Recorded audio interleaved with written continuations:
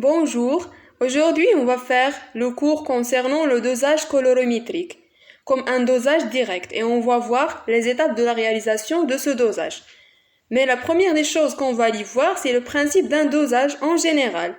Le dosage, il consiste à déterminer la concentration d'une espèce chimique présente dans une solution, et cette solution est dite la solution titrée, en faisant réagir cette solution avec une autre solution de concentration bien sûr qui est connue, et elle dite la solution titrante. Et voilà comment se déroule un dosage direct. On verse à l'aide d'une burette graduée la solution titrante dans la solution attitrée qui se trouve dans l'eau bichère. Et il se produit dans ce cas-là une réaction de dosage qui met en jeu le réactif titré qui se trouve dans l'eau bichère et le réactif titrante qui se trouve dans la burette bien sûr. Et celle-ci peut être soit acide basique, soit d'oxydoréduction. Pour qu'une réaction chimique soit utilisée comme réaction de dosage, il faut qu'elle soit la première des choses unique. Il faut que les deux réactifs titrés et titrants réagissent selon une seule et unique réaction. C'est-à-dire quoi? Elle ne doit pas être en compétition avec d'autres réactions. La deuxième des choses, il faut qu'elle doit être totale. Un des deux réactifs mis en présence doit disparaître complètement. La troisième des choses et la dernière, elle doit être rapide. Ça veut dire elle atteint son état final rapidement. En utilisant bien sûr un agitateur magnétique dans ce cas-là, c'est pour homogénéiser la solution. Alors, comment peut-on repérer l'équivalence dans un dosage colorimétrique? Dans un dosage colorimétrique, l'équivalence est repérée par un changement de coloration au sein des mélanges réactionnels, comme le montre l'image suivante.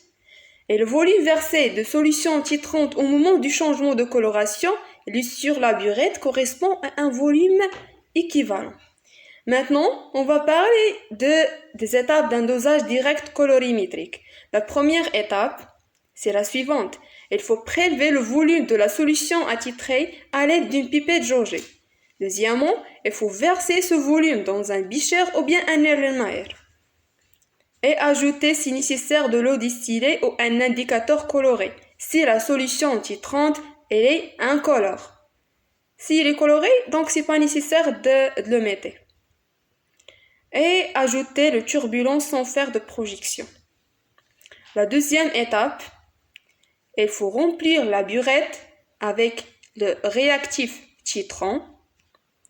Et après, il faut déposer un papier blanc sur l'agitateur magnétique, placer le becher préparé précédemment sur l'agitateur magnétique puis mettre l'agitation en route.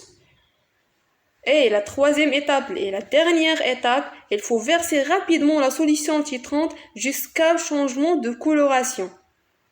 Et noter ce volume. Et après, il faut recommencer dès le début le titrage pour bien préciser le volume à l'équivalence. Et pour faire celui-ci, il faut verser rapidement la solution titrante jusqu'à un volume qu'on a déjà obtient au moins 2 ml ou bien 1 ml et repérer l'équivalence à la goutte près. J'espère que vous avez bien compris ce cours-là et les étapes de la réalisation de ce dosage et merci pour votre attention.